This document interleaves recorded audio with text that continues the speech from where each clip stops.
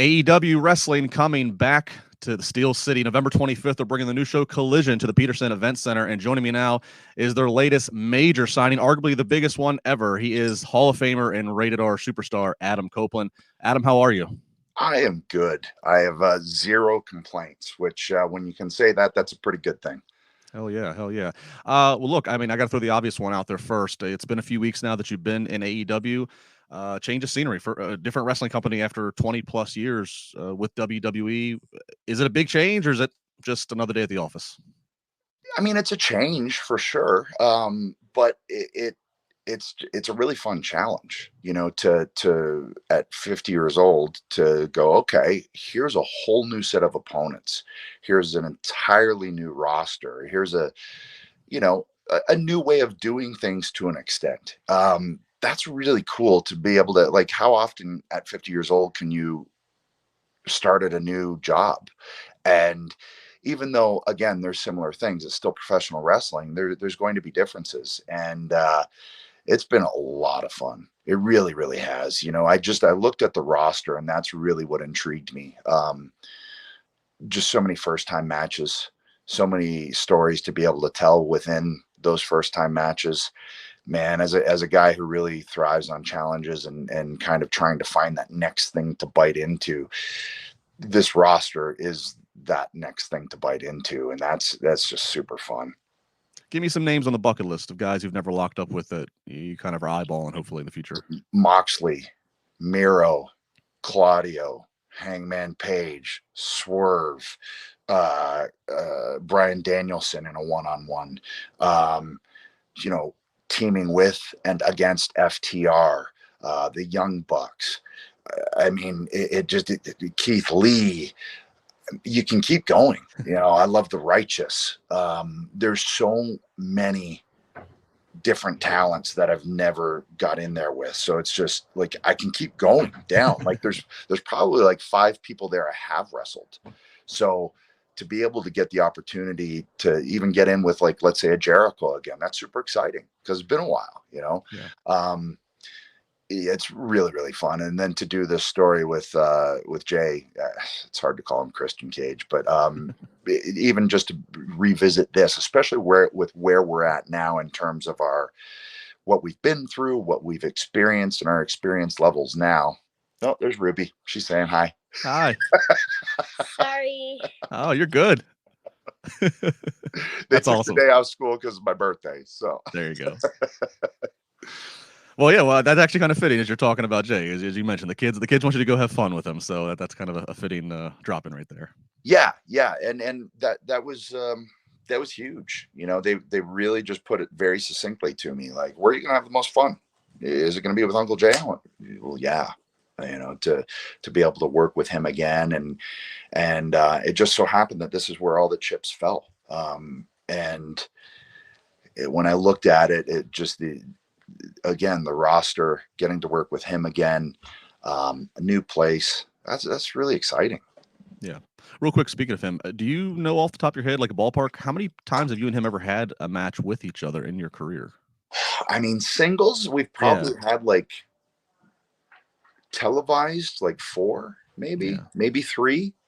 You know, it's not a huge sample size at all. That's what I wanted to ask, because I figured it couldn't have been too many. It's not too many, and it was also at a time when we were both really trying really hard. And you always try hard, but I mean trying hard to the point where we weren't going to live up to what we were expecting. So we put an extra set of pressures on ourselves that we were not going to live up to. And I also don't think we were ready to live up to at that stage in our careers. Now, with the amount of experience, with the different things we both bring to the table mentally, it's a completely different animal now. The last time we wrestled was in Toronto. I want to say it was like 2010, and just the difference from that match to the ones in like 2001 or whatever it was, they were night and day. Wow. Let's talk about that first match you had in AEW against Luchasaurus. Was there anything different in the approach? Like, do you have more or less creative freedom of how you approach the match and what you do in the match than you may in the past? Does the ring feel different? Like, what was that like for the first time taking bumps in AEW? You know what was different was, you know, the ropes are different. Mhm. The turnbuckles are different. Is the apron So wider? the apron's wider. Okay. You know, so there was a couple of little things that when you're used to one thing for 25 years, it was actually at Wrestle Dream. As I was hitting the ropes for the very first time, I was like, I've never been in one of these rings. And the mat is torn up, and I'm running at Luchasaurus to spear him. And I realize I'm also about to land on wood. So they're like just bare wood. And, but that was the first time I hit the ropes. I was like, oh, these are cables. Those are different. Got it. But you do it enough, and you know, it's still wrestling, you know. So luckily my trainers trained me how to hit the ropes properly. But then in wrestling, a guy like Luchasaurus, I've always saw a ton of potential in him. I think he's a guy that can truly, he can be a main event player. I truly believe that. He's a big dude. He can move. And really more than anything, that's what I wanted to showcase in that match, is that this dude can be a killer.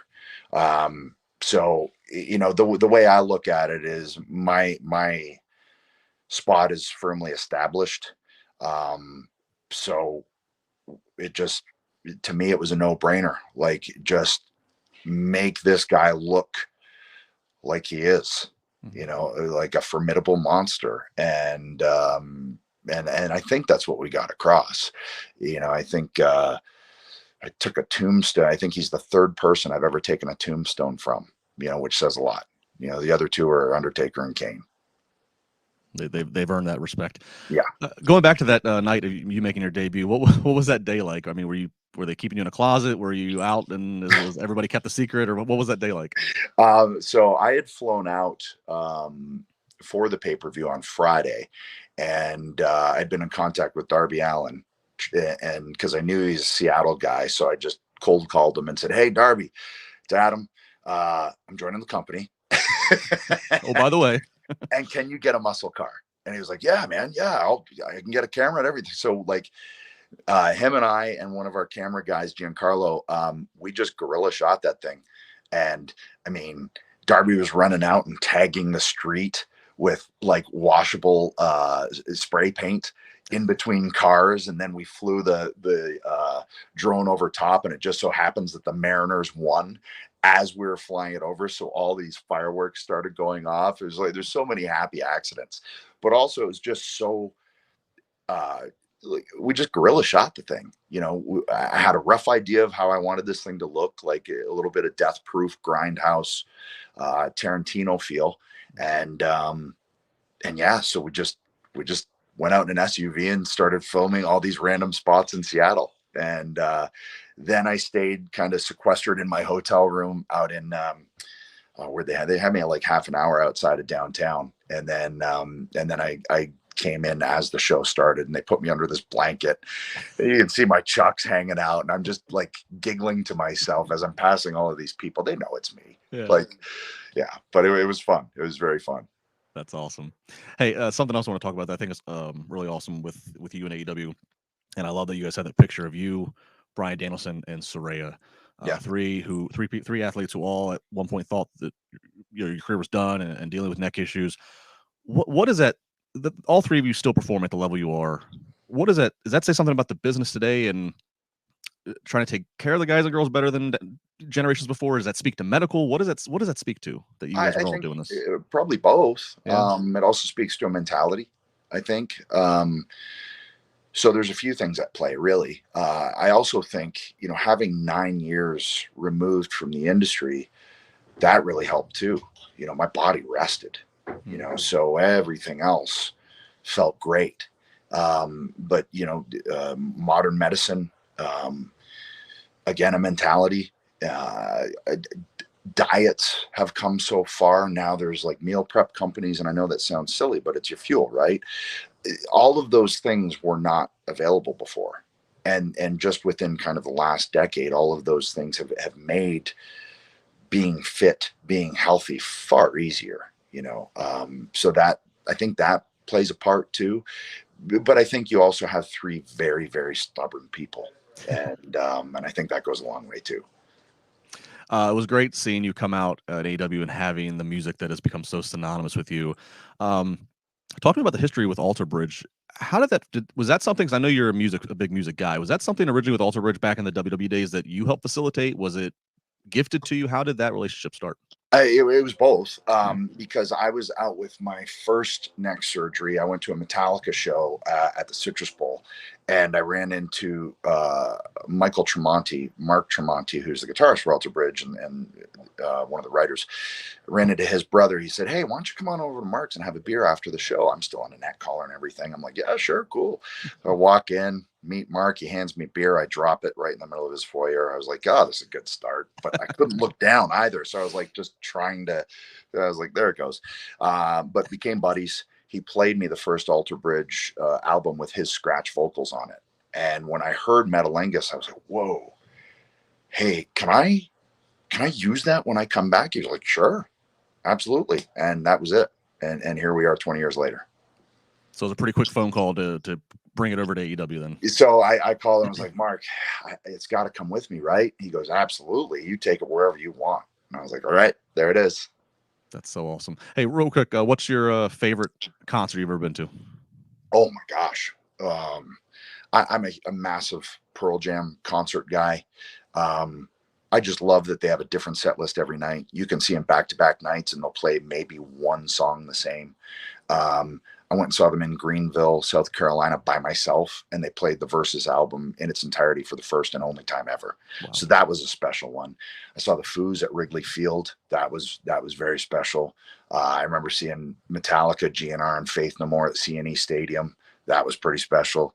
Saw Temple of the Dog before Chris Cornell passed on their only tour in Seattle as a honeymoon present from Beth.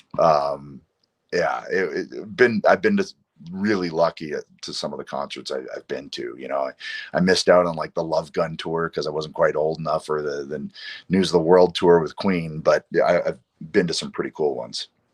Very cool, very cool. Well, coming to Pittsburgh, November 25th, All Elite Wrestling, AEW Collision, November 25th. Tickets are available at Petersen Events Center, and hopefully we will be seeing the Radar superstar Adam Copeland. Adam, thanks so much for your time today, on your day off, on your birthday. We look forward to having you back here in Pittsburgh soon.